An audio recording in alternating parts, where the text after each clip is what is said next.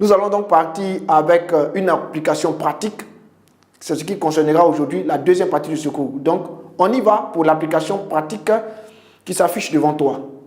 Un jeune planteur décide de créer une cacaoyère dans une vaste forêt. Il décide de mettre en valeur 2 hectares la première année et chacune des années suivantes, 1,5 hectare de plus que l'année précédente. Calculons la superficie totale de la plantation au bout de 6 années. Voici donc l'exercice qui nous fait face. Rappelle-toi que pour résoudre cet exercice, il nous faut appliquer les 3 étapes que nous avions vues dans la première partie de ce cours. Donc, il est demandé ici de calculer la superficie totale de la plantation au bout de 6 années. Donc, nous allons partir avec la première étape. Il s'agissait de quoi? De la modélisation du problème. Donc, première étape, la modélisation du problème. Nous avons dit qu'il s'agit ici de rechercher la suite qui permet de décrire la situation. Donc, dans la modélisation du problème, on va rechercher la suite qui permet de décrire la situation. On désigne donc par UN la superficie en hectares défrichée la nème année. On a U1 égale à 2. Pourquoi U1 égale à 2? Tout simplement parce que l'énoncé de l'exercice nous a stipulé que le jeune planteur décide de mettre en valeur 2 hectares la première année. Voilà pourquoi U1, c'est-à-dire la première année, est égal à 2 pour signifier 2 hectares. Et on a UN plus 1 qui est égal à UN plus 1,5. UN plus 1 est égal à UN plus 1,5. Pourquoi cela? Simplement, les 1,5 sont justifiés par le fait que l'énoncé nous a dit tantôt que le jeune planteur met en valeur 1,5 hectare de plus que l'année précédente. 1,5 hectare, donc 1,5. 1,5 hectare, 1,5 de plus que l'année précédente. Dès que tu vois cela, tu vois UN plus 1 est égal à UN plus 1,5. Déjà, si tu as une sensibilité mathématique, tu te rends compte que nous avons déjà affaire à une suite arithmétique à cause de la présentation telle qu'elle est faite. UN plus 1 est égal à UN plus R, une raison qui est ici 1,5. Si on était dans le cas d'une suite géométrique, on aurait affaire à une multiplication. Mais on verra cela dans un autre cours.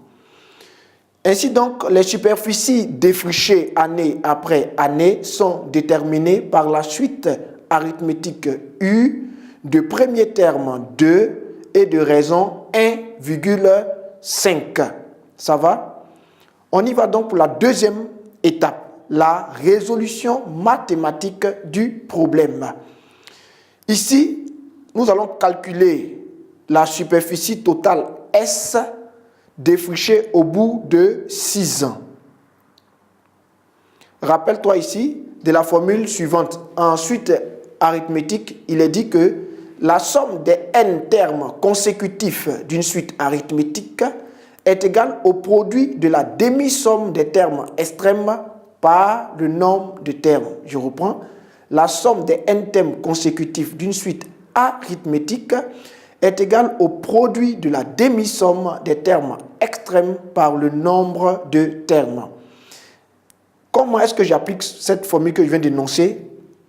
Je l'applique de la façon suivante. On a S qui est égal à U1 plus U2 plus U3 plus U4 plus U5 plus U6, ce qui nous donne S qui est égal à 6, qui est le nombre de termes. Il nous a dit 6 années, 6 qui est le nombre de termes, et multiplié par U1 plus U6 divisé par 2. Donc tu vois la demi-somme des termes extrêmes. 6 multiplié par U1 plus U6 divisé par 2. Ensuite, on a quoi? On va chercher maintenant à déterminer U6. On a U1 déjà qui est égal à 2, mais par contre, on n'a pas U6. Rappelle-toi de la formule explicite d'une suite arithmétique qui dit ceci.